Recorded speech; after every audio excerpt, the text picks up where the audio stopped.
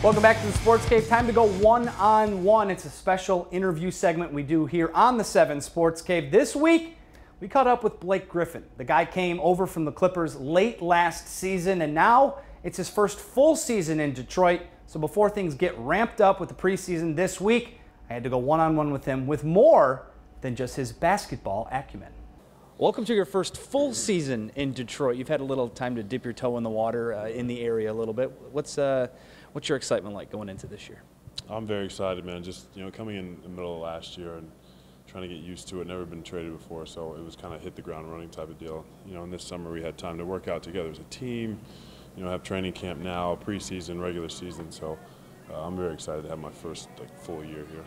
What sense do you get with this team? Because there's a lot of guys talking about energy, excitement. The core is what it is, and there are a lot of people excited about that as well. What do you see when you guys get together out on this floor? What can this team do?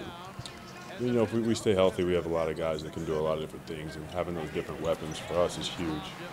With Coach Casey's offense that he's coming in, bringing in new defense and just a little bit of fresh blood, I think it'll be good for us to kind of shake things up a little bit and get everybody excited again.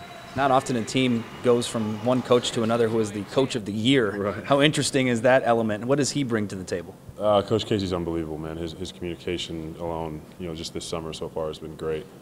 Getting everybody on the same page and making sure we all know what to expect and what we're going to do, heading into the season. But only in the NBA can you get a guy who just came off a Coach of the Year campaign. So we feel very fortunate to have a coach like him.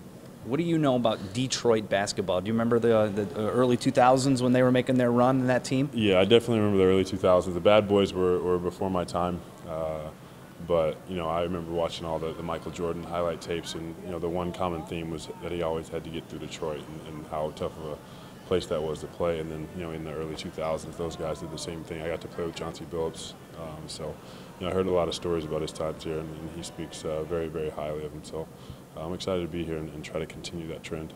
Basketball's a long season. We'll get to more basketball stuff, but I got to talk to you about your acting and your comedy because I am a huge fan of Broad City as well. Oh, okay. And that episode, granted, I don't think I should be happy that you were in that episode in that manner, but Sorry about that. how much fun is it for you to kind of dabble your toes in other things besides basketball? It's fun. In the off season, there's only so much working out you can do. So, I was fortunate enough to become friends with some people here and there, and have the opportunity to do fun stuff like that. So, I always enjoy doing comedy, something light or something kind of making fun of myself or stepping into that light. So, it's fun, but it's definitely pretty far on the side. I saw that you have a new movie coming out. I'm a physical marvel. Oh, okay. Try me. Throw something at me. Anything.